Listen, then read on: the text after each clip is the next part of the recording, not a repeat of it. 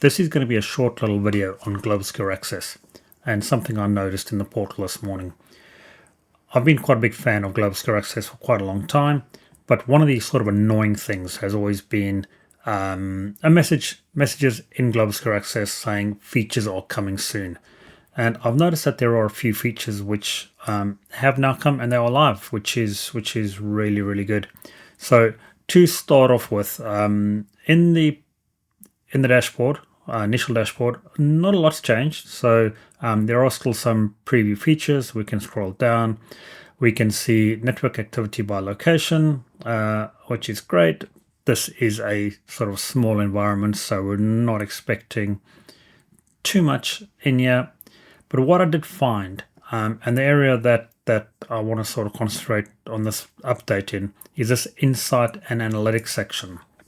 So previously this was one of those features saying coming soon, and it looks like there is some additional detail in here now, which is great. So we can see total application count. We can see at the bottom the application. So again, very small environment. We can see sort of a mixture on terms of transactions between the private and internet applications, and or at least what they're calling now cloud applications. And we can also see some more details on usage trends. But the area that I find really interesting now is at the bottom. If we go to cloud applications, we can now see the applications and the risk score. So that risk score is coming from Defender for Cloud Apps. So they're trying to integrate the two more closely with information flowing between the two. If we look at the applications, we can see that risk score, see how Microsoft defines that risk score as well. So in this case, we can see it's WhatsApp. We can see overall risk score, 9 out of 10.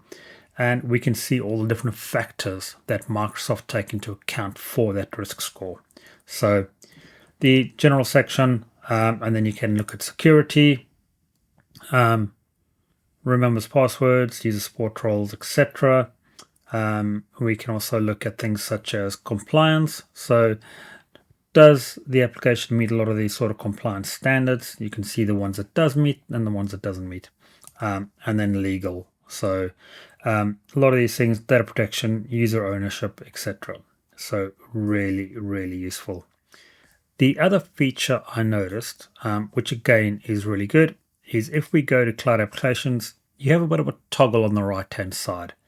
And with that, we can look at the generative AI apps that users are using. So again, this environment, we can see Security Copilot, got a little tab at the top. That's for another video.